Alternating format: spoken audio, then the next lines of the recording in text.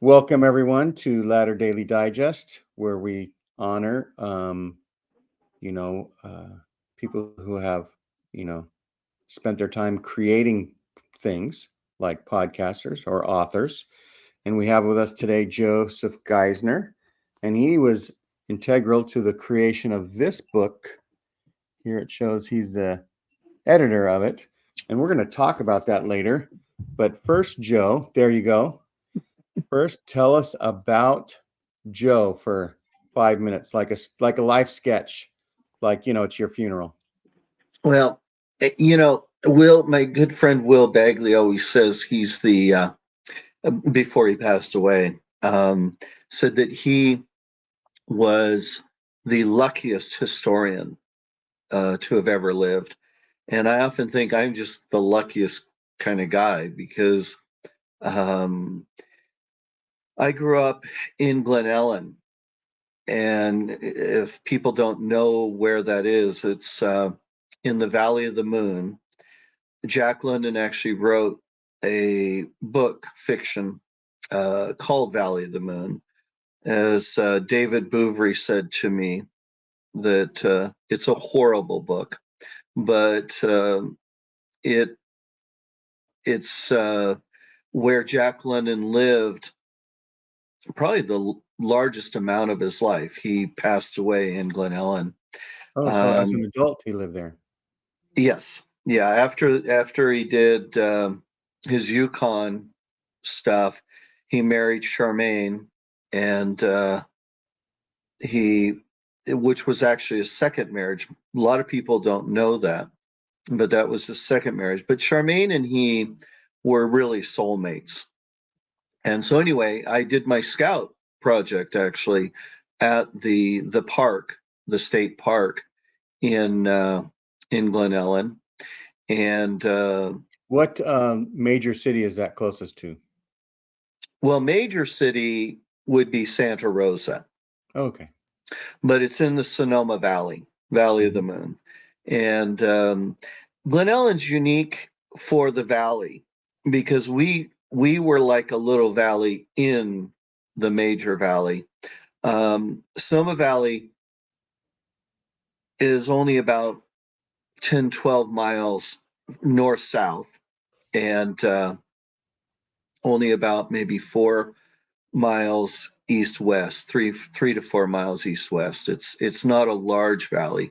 It's wine country. Sonoma, Napa are the two major wine regions in California, and so I grew up around the wine grapes, but also we in Sonoma County are major cheese producers. I grew up eating French bread, Sonoma French bread, which no longer exists, but the daughter started another, and Basque French bread, Mhm. and just had a charmed life. Grew right up on Sonoma Creek. I remember reading. A very idyllic setting. It really is. I remember reading Tom Sawyer and thinking, this captured my life. I mean, yeah, the Mississippi River is way bigger and we had no steamboats coming up Sonoma Creek, though Petaluma actually did. From San Francisco Bay, did have steamships where they loaded the fruits and vegetables that were grown and the eggs from Petaluma and the Mm. chickens, and the dairy, um, and all that would And be skinny shipped to dipping San. was on its way out, so you didn't skinny dip too much, I bet. No, it was, there was lots of reasons why. We had leeches actually in the creek at the time. They were little leeches, not the big leeches, but I remember coming out of the creek and being covered in leeches, Wow. and picking the leeches off. But anyway, family. My mom was um, uh, a searcher. She of religion, and we would for a while there. She was interested in Armstrong's religion, Worldwide Church of God, I think is what it's called. And Yeah, Neil Armstrong, the astronaut. no, this is I can't remember. A preacher. Yeah, right. And he and his son got in a big fight. There was some embezzlement, I think, that went on anyway. And so did that for a while. And then even she played around with some Jehovah Witness stuff and did that a bit. My dad was a very non-religious person, and he was an outdoorsman. He hunted, fished, um, gold mined, and did that, and had no interest in religion. And then she started seeing a chiropractor. She also searched health things too, like that. It was I'm going to very, guess a Mormon chiropractor. and it happened to be, and also the most popular chiropractor in Sonoma County at the time. People would drive even from the city, San Francisco, and to see him. And so he um, introduced her to some thoughts, helped her, actually did a lot of good, helped her get off cigarettes. My mom wanted to be off cigarettes. She'd started smoking, I think, when she was a young teenager.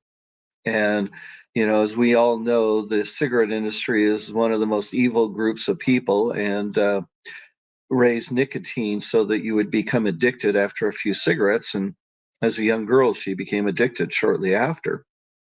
And so he really did. He helped her get off cigarettes, and she's now lived a long. She's in her 80s and doing great. So she had the missionaries over. Missionaries came over. The old About how old aborts. were you at the time? I was only, I think, when they started coming, I was 9, and we Okay. were baptized before I turned 10.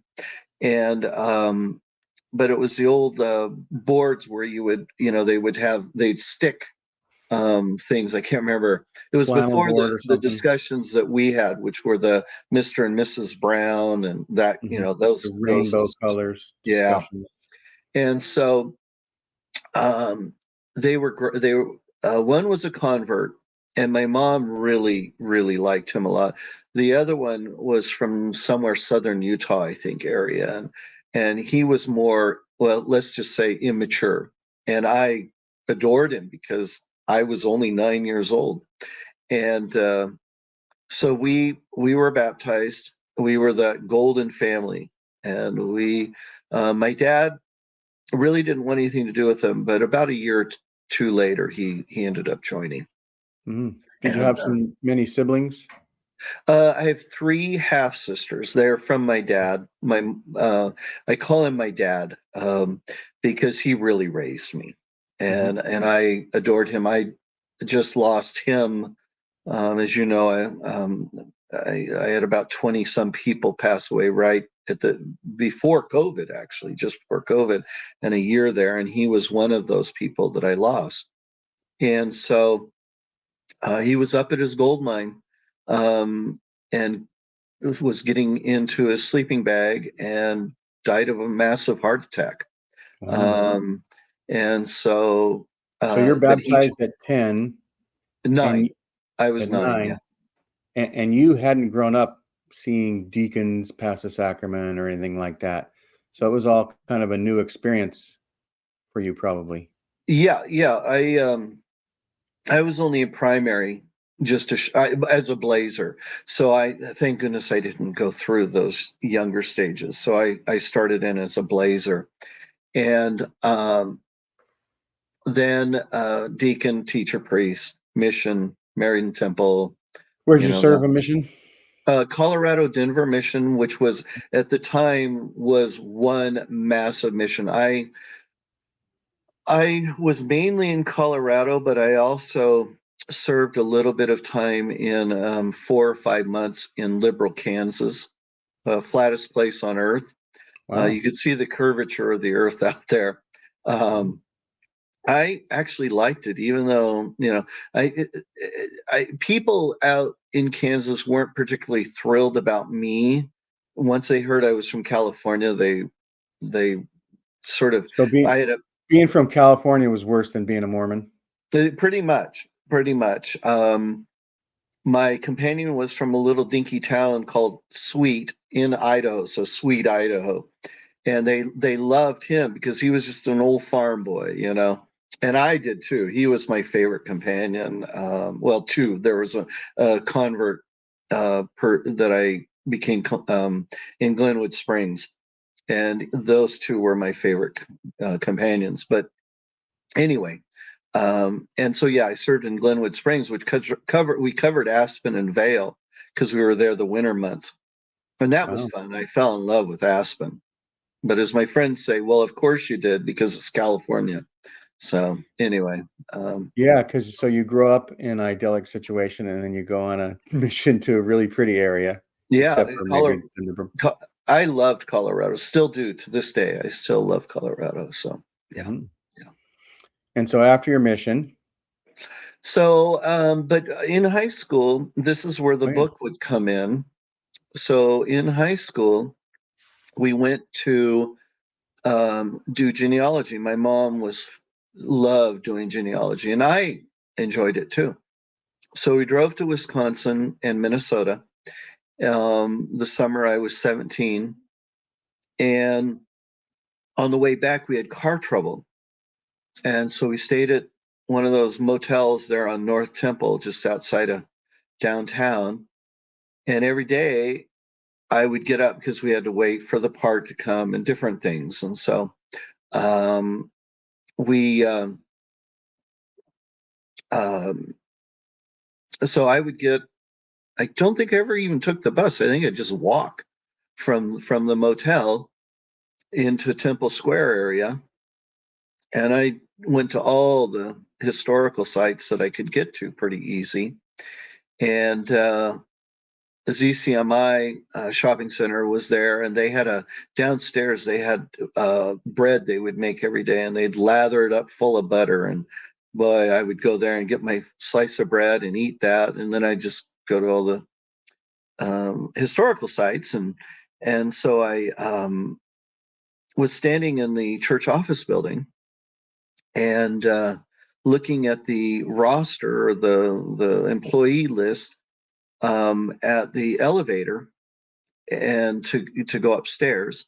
And it was, I believe it was on the west globe uh, area, and I think it was the third floor.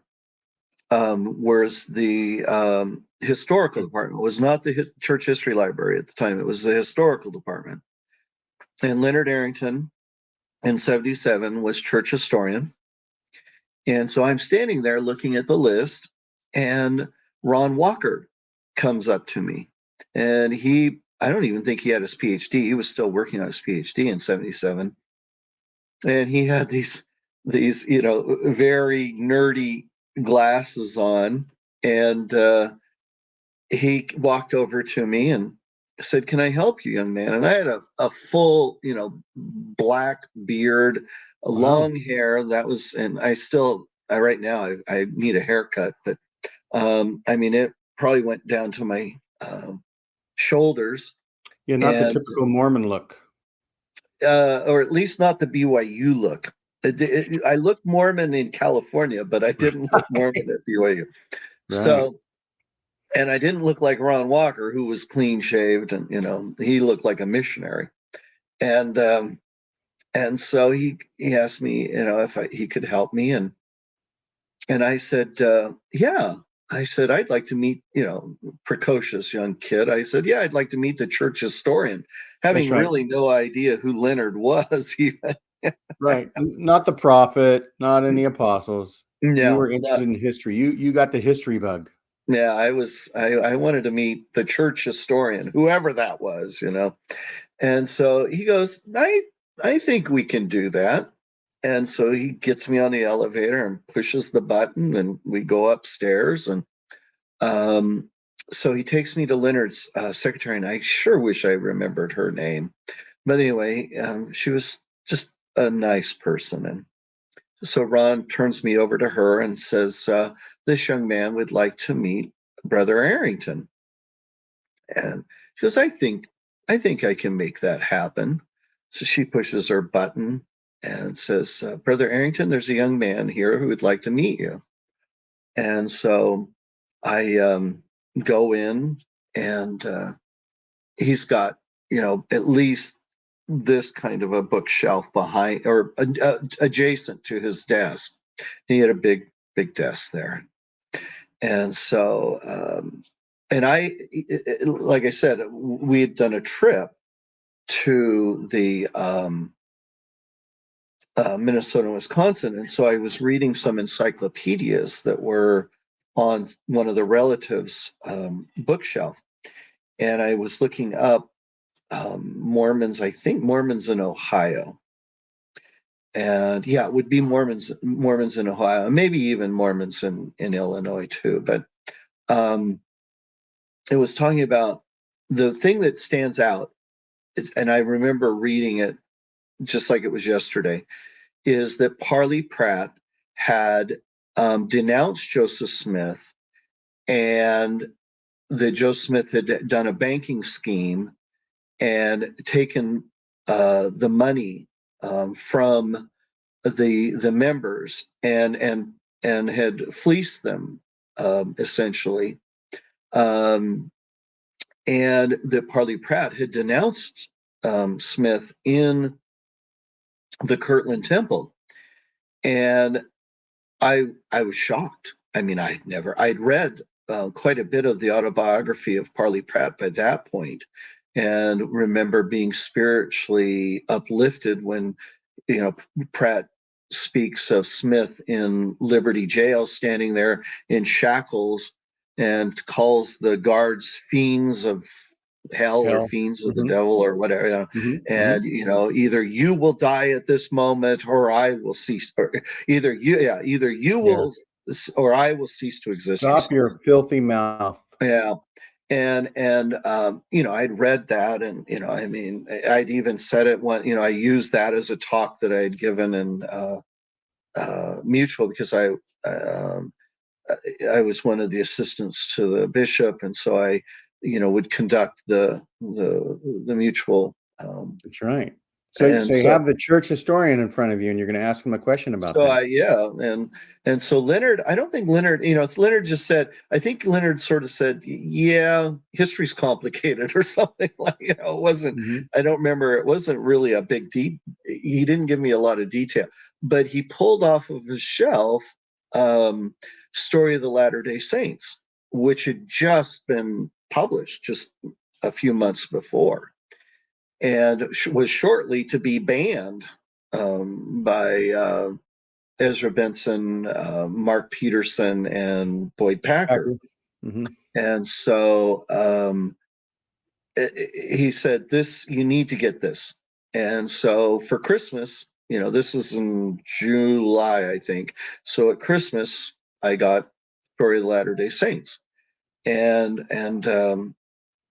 so I read just a little. I didn't actually read that till right after I got home off my mission. But Mm-hmm.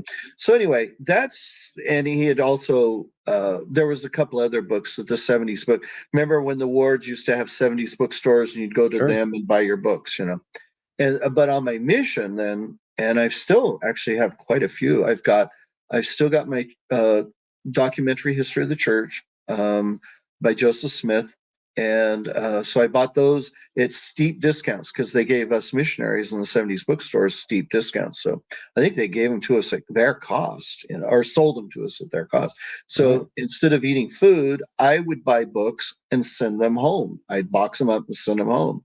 And so when I came home, I had multiple boxes of books. Um, so yeah, so like I said, so after um, my mission, went back to BYU, because I had gone that first year mission, then back to BYU, and I can't recall. I think I did read some Sunstone and Dialogue before my mission, but I don't really recall. But I did after my mission. I would go into the special collections there, and at BYU, and in the periodical stacks. Sunstone was in periodical stacks, I believe, and maybe the newest issue of Dialogue was also. But but to go see older issues of Dialogue, you had to go to Special Collections, which was, I think, on second floor, third floor. Anyway, where now it's in the basement. And so Gary Bajeras, well, first of all, Richard Anderson he was friends with my bishop. And so he would speak at our sacrament every once in a while, maybe just twice during this 2 semesters. And his talks were fantastic. I mean, I had never heard anybody like Richard Anderson in a sacrament meeting before, And so he talked about B.H. Roberts. He was into B.H. Roberts just at that particular time. And I had been getting hit with a lot because I had both religion and my zoology classes. So I was being hit with these 2 different, ideas that one, we come from Adam and Eve, one, we come from Microbes. primates, through evolution. And so I asked Richard about it after sacrament one time, and he said, you need to read, there's an article in Dialogue that's just come out, and you need to read it about the controversy of that between Roberts and Smith and Talmage, and can't remember who else was involved. But you need to read that. So I went Special Collections, read that article, and then, but Gary, and that blew me away. That, and I can't remember if that's the Sherlock article or the other one. I don't remember, but it's the earliest one, because this is 81. I'll try to look that up and provide a link to it in the description. Because there was then another article that was done later that was a follow-up. And so, but Gary Bajeras' article on the Brigham Young Orson Pratt conflict, that I read that, and that was that was more earth-shattering and more, again, going back to the Pratt brothers, of my whole thing in high school with Parley. Now I got Brigham Young and Orson Pratt going at one another. And so I went to Robert Matthews, and he was my religion professor, and Robert Matthews was a wonderful person. And so I said to him, I said, I read this article by, and Gary I'd never met, had no idea who he was. So I told him, "There's reading some pretty heavy stuff there, aren't you?" and so I said, yeah. And I said, how, Brigham Young's the prophet, Orson Pratt's an apostle, and they're going at one another, and they're, really going after one another. And he goes, who won? And I mean, to think that Robert Matthews was, didn't, just who won? So, well, Orson Pratt won. Right. He goes, yeah. He goes, yeah, he won, didn't he? And that sort of doesn't really jive with what was happening in our lives in the 70s, where they were just starting to do correlation, and they were starting to remove some of the things. And by the time you were at BYU, was Leonard Arrington church historian anymore? No. Well, no, so he had just, didn't he get moved in 81? I think he got moved in 81. Yeah, I to should BYU. know this because I did the chronology for the diaries. But anyway, right.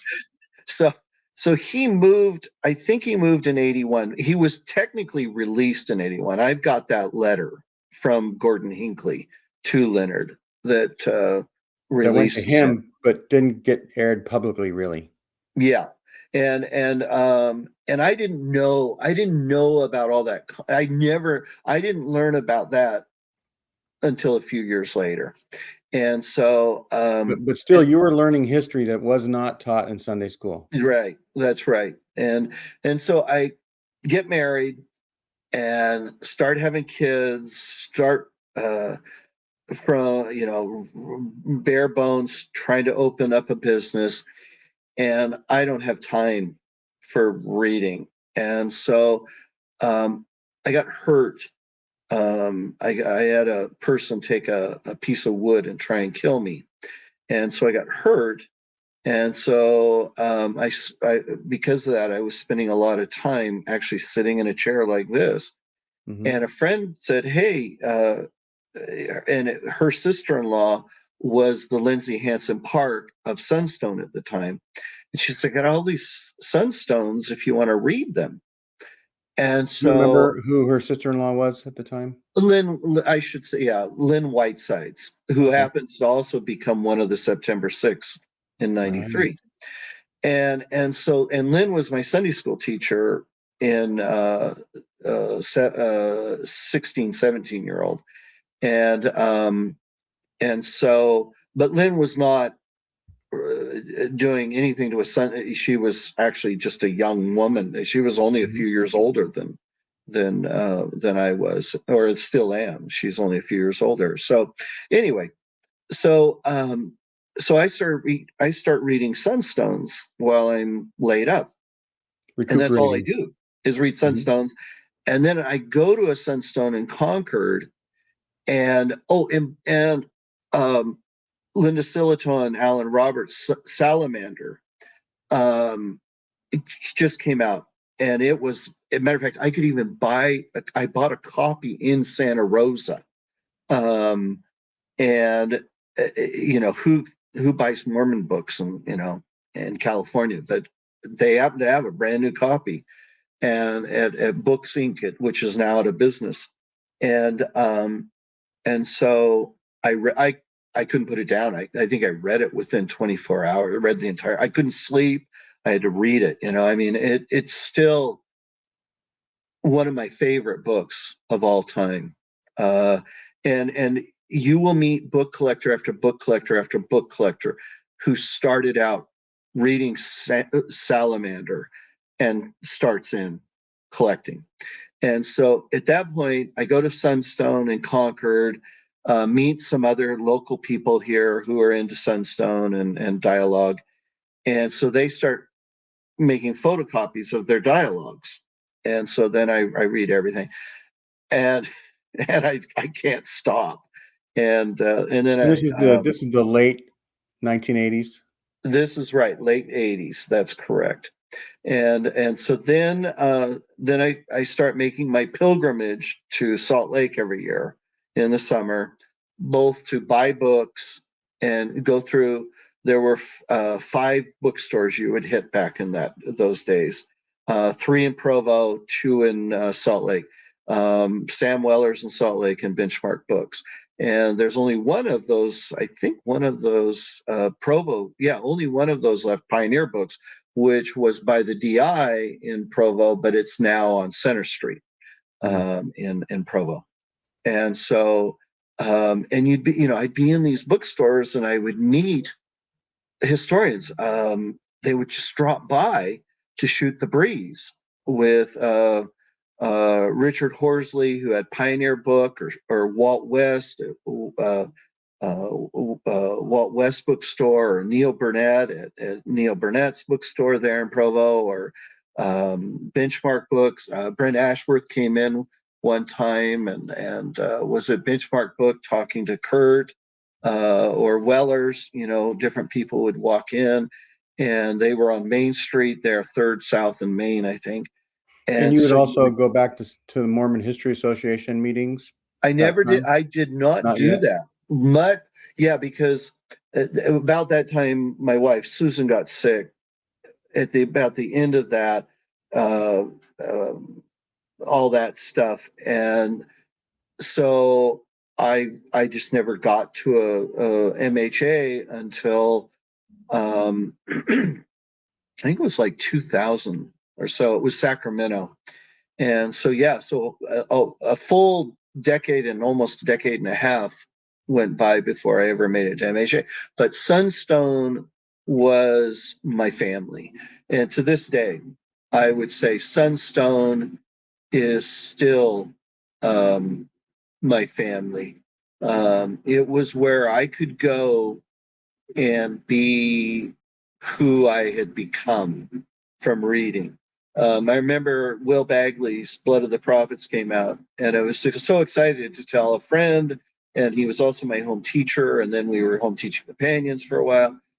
And I was telling him about Blood of the Prophets, and I remember watching his eyes glaze over. And I realized at that point that's not what I should do. And so I never spoke about my readings at church ever again. Right. And but I But could go these to historians were your people. They were your community. Sunstone, and I had met Mike Quinn, had him. I went to his lectures, things like that, at BYU when I got back on my mission. And Hoffman played such a role during that period. So Hoffman's forgery of the Joseph Smith the Third blessing, and Mike is speaking on that at BYU. And I remember going to back to my apartment complex and talking with. He was the son of my stake president, and I said, Mark, I said, did you know that Joseph Smith had all these different people as successor, and I was listing them all and why. And he goes, why would he do that? How can we know who to follow? And I again thought, yeah, I need to start keeping my mouth shut, so that was, so I would just do that. I'd feel You were bad. excited to learn something. You want to share it. Right. And then I would feel bad. I'd feel guilt. And Right. Mike, matter of fact, and sitting in front of me in the audience was one of his former students in seminary. And she said, because she said, have you ever seen Mike Quinn before? And I said, no. And she goes, you will be shocked because he will teach really hard things to you and you will walk away still believing. And that is exactly true. When I walked, I was still, I mean, I was no different than what I had been on my mission from after hearing Mike talk. The So same is true. he was able to give context around difficult subjects that allowed people to still maintain their belief. And teach, he could teach in a way that you you could still believe. If people who are listening to this, you need to read Mike Quinn's New Plural Marriage, Church Authority and New Plural Marriage. It's in dialogue. I think it's 18:1, if I remember right. And I read that a few years after because I didn't get back into reading dialogue. There was that period of time there, Right. and having kids and everything. Right. You collected some Um, things, but didn't necessarily read it all the time. right. And it's 100. I think it's 110 pages long. It takes up it takes up over half the issue, and it's large format too. It's not a small like dialogue now is. It was large format, so it was a book. It was essentially a book, and uh, and even early Mormonism, the magic worldview. Mike gives his testimony in, I think, the foreword or the preface.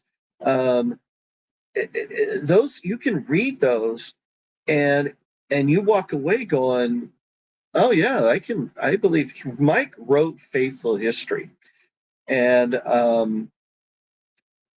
mean, I've gone on so long on this stuff, but this takes, because I know you want to move on, so.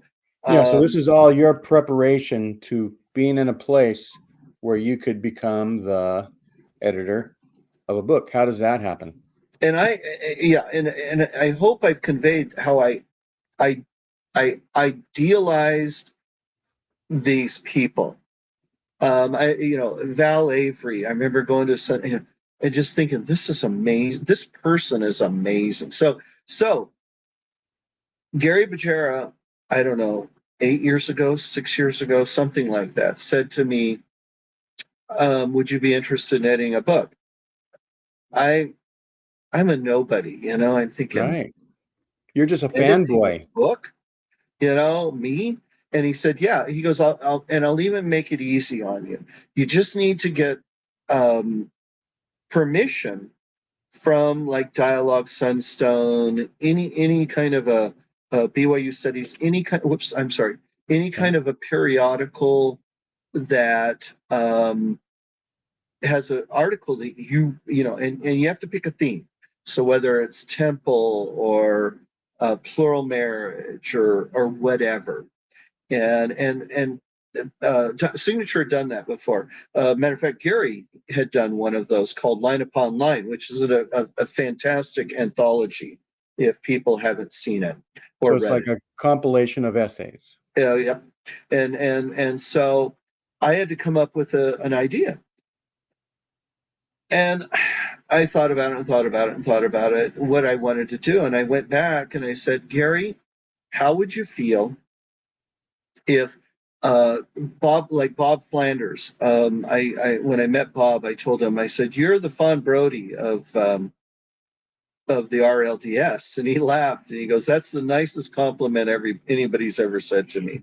And because Bob wrote a book on called Kingdom on the Mississippi, the history of Nauvoo. He was the first to do that, and Bob had been born RLDS. And he had received so much flack from his RLDS um, uh, Community. members, Mm-hmm. and not let alone the Mormon, the Utah Mormon, the Brighamites, and so he, I want to say, he became Lutheran. I believe he became. And I'm worried that I'm wrong, but anyway, Bob He left. transitioned to another Yeah, faith. he left RLDS and then became, and that's way before Community of Christ, so way Mm-hmm. before. And so Bob had written about writing Kingdom on the Mississippi, and it was published in a John Whitmer extra issue. It wasn't a normal issue, and it was dedicated to Nauvoo, and it was just fantastic. It's a fantastic article. And so I said, you know, I asked Gary, I said, how would you feel if I ask authors, but we include Bob's article in this anthology? How would you feel if we get authors to write their story about their book? And he loved it. Gary loved the idea. And so, as William McKinnon, Bill McKinnon says, about he wrote a chapter in Writing Mormon History. He said, he goes, Joe, he goes, you working with historians is like you trying to herd cats, just so you know. So, but it was so pleasant because particularly uh, I well, I'm thinking every single one of those authors except for two, and we'll talk about who those two are in a bit. But except for two, they were really excited about doing it and got their manuscript. Great Prince turned his manuscript into me, I think within a month Wow. after I asked him to do his and if you've not read Greg Prince's chapter, you know, again, whoever's listening here, it will blow your mind. He talks about private conversations that he had with people who you may think are, you know, the most faithful people around, and it's pretty powerful stuff. So Greg is an amazing historian, and So so he he was talks all about, in. yes, and he talks about all of his books and that.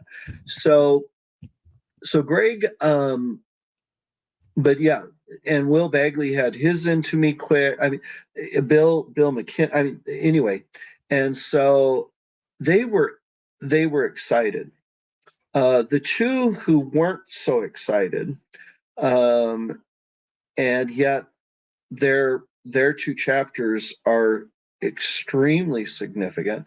One is D. Michael Quinn, and the other is Linda King Newell. And I want to just mention Linda's first, and then I think we can transition into Mike's whole thing. But Linda's, she had talked in a Mormon women's forum, and at a Sunstone both, about her Writing Mormon Enigma. Both are pretty. The Mormon Women's Forum is a pretty short essay, and the Sunstone one, the audio tape, is virtually impossible to find, unfortunately, and it and so it's just impossible to find it. So I really wanted her story, hers and Val's, and Val had passed away, and otherwise I would have loved to have had Val's, and so Linda she just wasn't really interested in doing it, and so at MHA I attended. This was maybe my third MHA at this point, and it wasn't that long ago. It just before the book, actually, a year or two before the book came out, and she was at MHA, and Gary and I cornered her, and actually I've got that wrong. She had committed to Gary. I'm sorry, she committed to Gary because she turned me down flat out. Because again, I'm a nobody. Right. But she had said to Gary, "Yeah, I guess I'll do it." And she goes, "But on that Joe has to give me in Word my Warren Women's Forum presentation because I don't have that anymore." And so she goes, "I need that in Word." So I had to convert it and do all that, and I got it in Word. And so, and that will be the base, and then I'll expand, which she expands a huge amount. I think it's triple the size. And so, but at MHA, I was talking to her, and she said, "Yeah." She goes, "I'm still working on it, but I'll have it into you." And so I go up to the Marriott Library, the special collections, and here's Linda sitting next to me, and she's going through her diaries of the time period, and she's pulling out from her diaries. And so so she got hers. So thank goodness. I mean, I don't think anybody expected Linda to pass away. And I mean, we all thought, she would be around for many, many years. And so we have her story in Writing Mormon History, and that's really the only place it's the only place you're going to find the complete story. Right. Val talked about it at Sunstone a few times, and hers are great, and give her side. None of those are ever been published. That you have to go on Sunstone's website to pull down audio, and I think you can still do that with those. And they're good, but the detail in Linda's chapter is amazing. Mike, I'd been going to for a couple of years and kept asking him and begging him, and essentially, and he just kept saying, "No, I'm working on this polygamy. I'm working on this new polygamy. I got 2 volumes to do," and that's Mike. Mike focuses. He when he worked on the elder statesman biography of J. Reuben Clark, which was commissioned actually by both the Clark family and the first presidency.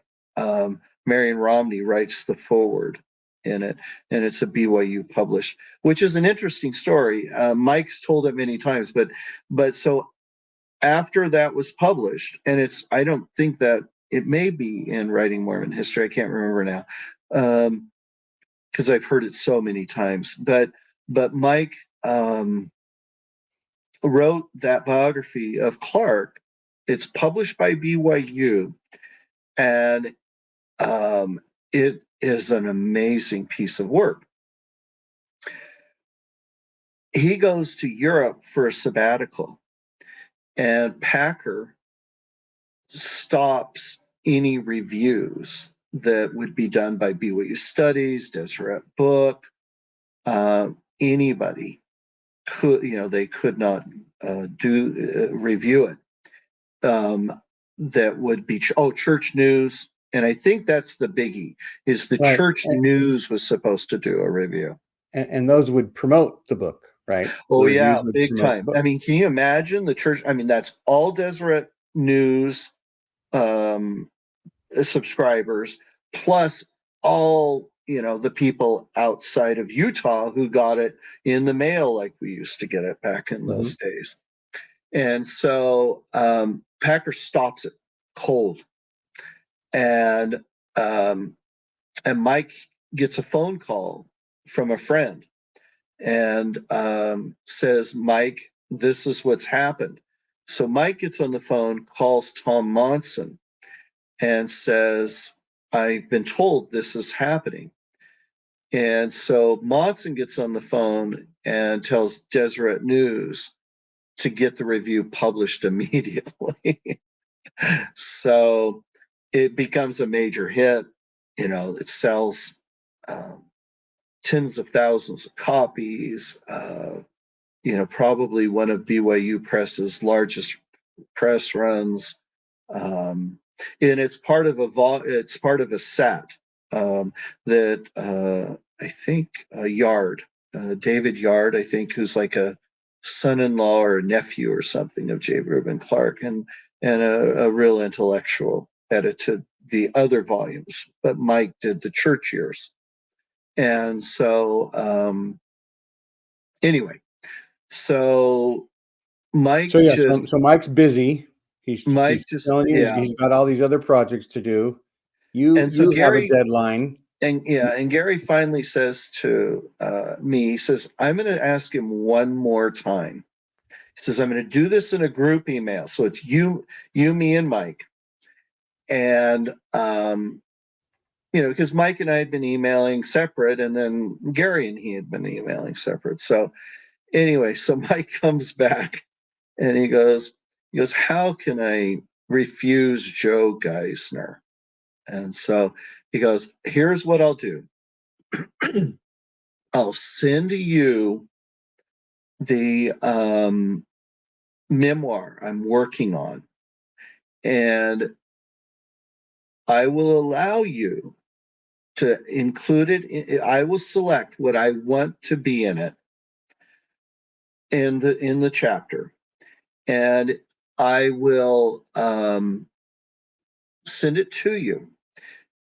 But you have to promise me you will not take out my words. What I send you of my words has to remain intact unless you find a spelling error or a punctuation, something that way. But you cannot change the meaning, and you cannot change my words. So Gary and these are like from his diary, right? Well, diary and memoir. And memoir. And we'll jump ahead just a bit to modern times, what's now occurred. But so, and I don't think at that point, nobody really knew Mike. And at the time, Gary and I didn't understand the significance of what he was telling us, that this was coming from a larger, I mean, you could see that it was from a larger work, but you couldn't really tell what was going on. So Mike had sent us this, and so I read it and went through, and there were a couple of little minor errors, but not really anything. Mike, it was pretty clean actually, for the most part. But Mike had left out details that I felt were significant. Awards, grants, different things that he had won or had been recognized over. And that was probably the biggest issue I had with it, was that it had none of that. And so I wrote Mike and I said, it really, this is where I have my problems. I feel that we need to. And so, because like just an example is in one of the things he said, that he had gone up to MHA in Logan and had won an award. And that was it. It was like, well, okay, what was the award? What was it for? That's right. It could have been And an award for best hat. yeah, and so which it was for early Mormonism, the Magic Worldview, and it was best book, and so pretty significant, pretty significant detail. And so anyway, so I told Mike, okay, here's what I'm going to do. He wanted final approval, obviously, which every author, wants.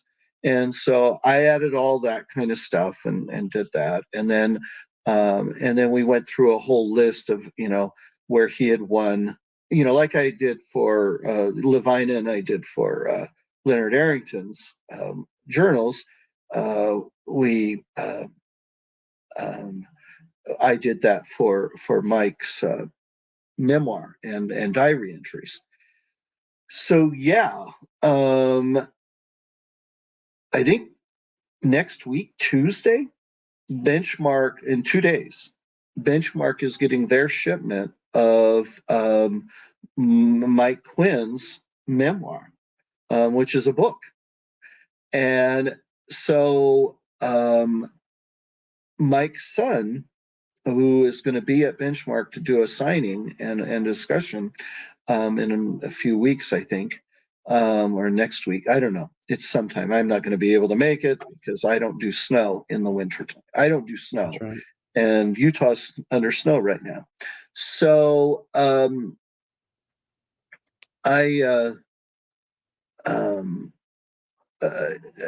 Mike passes away unbeknownst. I had only talked to Mike a couple of months. He was helping me with a paper that I still have never written, and so he was helping me with a paper, and we were talking about his 2 volumes, and he told me, he said, I said, where are you? Everybody asks me where you are on these books. And I said, and he goes, well, the first book is in very rough draft. And he said, but the second book is an outline. And it's actually been true. That is actually, and I guess somebody is working on the 2 volumes. I don't know who that is. The people who are in the know on that have refused to tell me who that is. So unfortunately, I don't know any, but that, hopefully they'll do a good job. Hopefully it'll be up to Mike's standards. But anyway, so but this memoir was in his papers in La Canada, where Mike passed away, and in his condo, and his son was going through his papers and finds this memoir, and it gets sent to Signature Books, and it's as far as I know, I think you can get it on Amazon, at least the Kindle, and that's pretty exciting. And the first place anything ever was published, and I don't have the book, so I haven't compared it to my of the chapter in Writing Mormon History, so I don't know if there's any differences. I'm guessing that it's all included, but I don't know. So most of the authors that contributed to this talk about one of their works now, and that they discuss how they wrote a certain At least book. one. That's correct. At least one. At least one. And Yeah. but D. Michael Quinn, he sort of talks about his whole life. He does. He up to I'm not sure the exact date, but I mean, yeah, but up he to doesn't focus on one of his books in the matter of creation. fact, that was the interesting thing with Mike is Gary said to me, he goes, people will be shocked at Mike's chapter. And because it is again, I think people read early Mormonism and the Magical Worldview and New Plural Marriage as gotcha, and they're not they are high apologetics. They are classic apologetics. It's like Augustine, when you read it, it's like the Mormon Augustine kind of a thing, um, and that was Mike. And Mike told me, he said, he goes, I feel my calling is to be B.H. Roberts of the new Mormon history and modern Mormon history. Ex-Mormons might think of his work as smoking guns, but he's saying, no, I'm No, showing all the bullets are still in the chambers. yeah.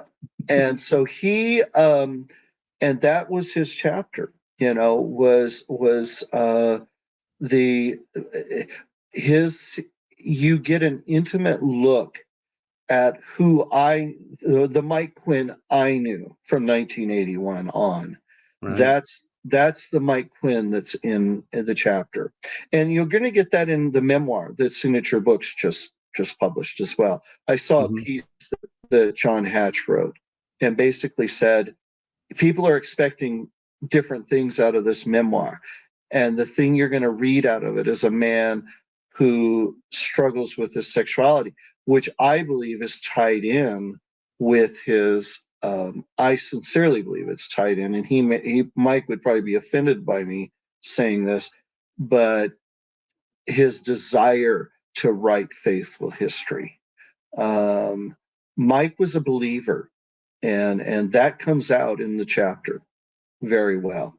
Right. He doesn't necessarily consider it a bias, but just a way of explaining things, maybe.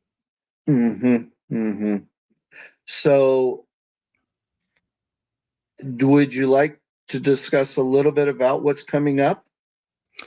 Let's talk a little bit about it and let people know that in a few months we'll have you back for the volume 2.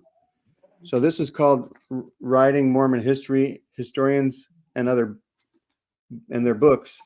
Is it going to be the same title but say volume 2, or how are they It's going to do writing that? history with the number 2. I was thinking that TOO would be fun, but anyway, I'm a Beatles nut, and I love how the Sure. Beatles play with words. But Play on words. 2 visually does make more sense. So yeah, and it's actually a bit of an expanse on that.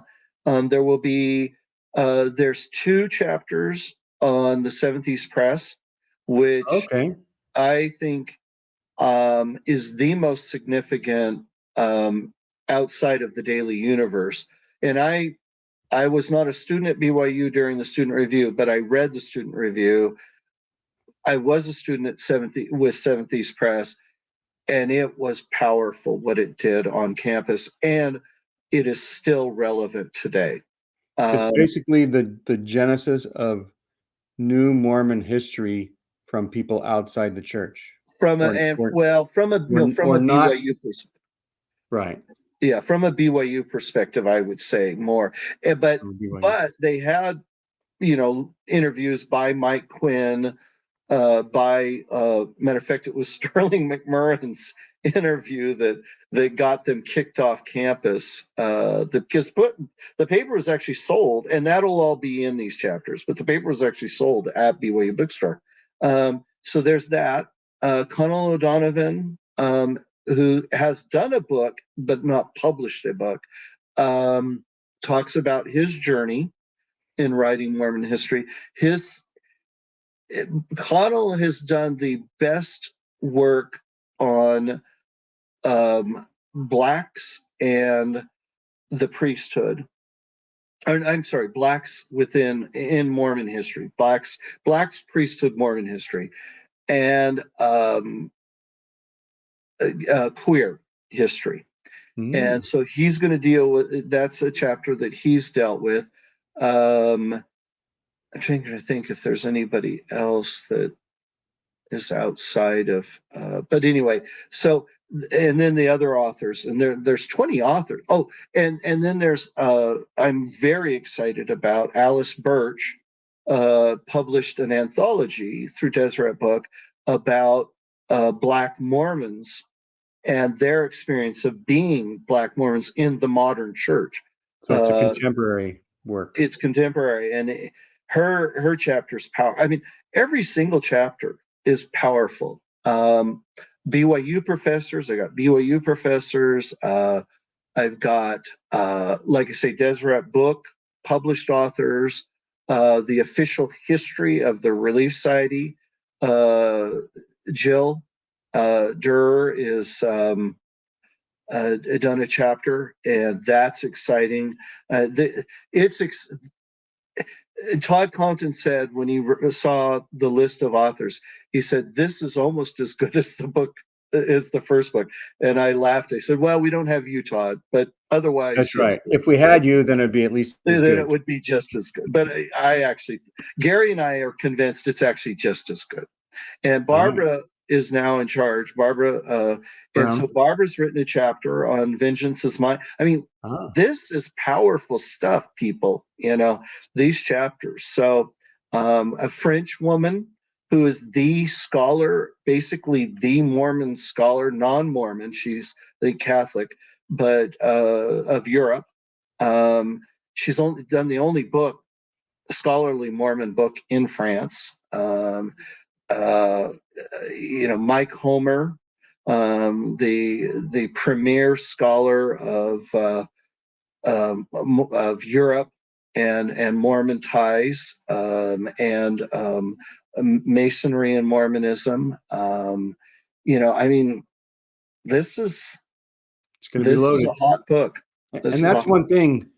My recollection is that this book came out in March of 2020, which made it, if anybody that's alive today knows the significance of that month, you will know that this book was a little bit difficult to promote. Hard to do signings when everybody's locked in their house for 2 weeks. Yeah. And so this book did not get the attention I believe that it I should have agree. had. And and the important thing, by the way, is Amazon has it 50% off the hardback, which, by the way, people, there were only 320 copies, I believe, of the hard copy. So if you had a hard copy, there's only three. And I've got maybe 50 books in my collection that are irreplaceable, and they all are anywhere from 350 downwards in well, actually some of them are all the way up to 500. I've got a William Clayton book that's 500 copies, and it's now impossible. It's like $2,000 or $3,000 to get a copy of it. Right. Hardback books are very popular nowadays. Yeah, if you get a hard copy and 50% off on Amazon. I mean, it's a beautifully made book. It is Signature Books went out of their way to make a beautiful book. Okay, so we'll see if we can sell out. How many copies do you think are left? There's maybe only 100 and some now. 100 and some. So everybody go to Amazon, look this book up. If you want to invest in a collector's item, you get the hardbound.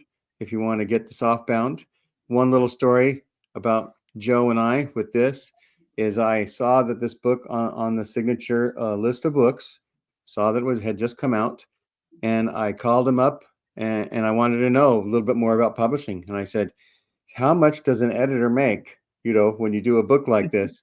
And he says, "They gave me a softbound copy and a hardbound copy.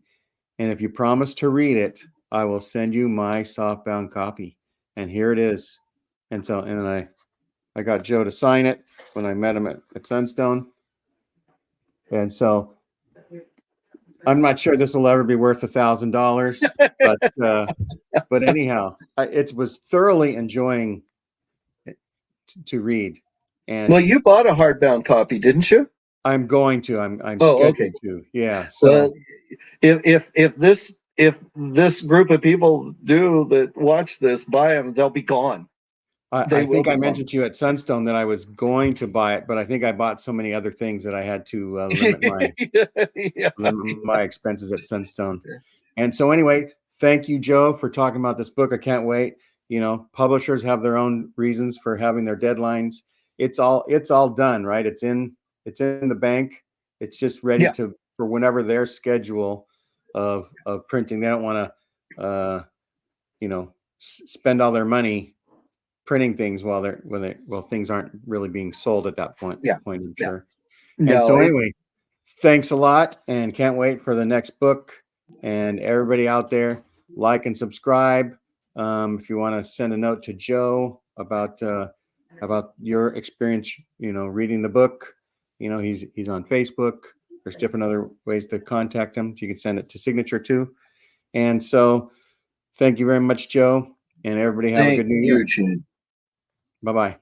Bye now.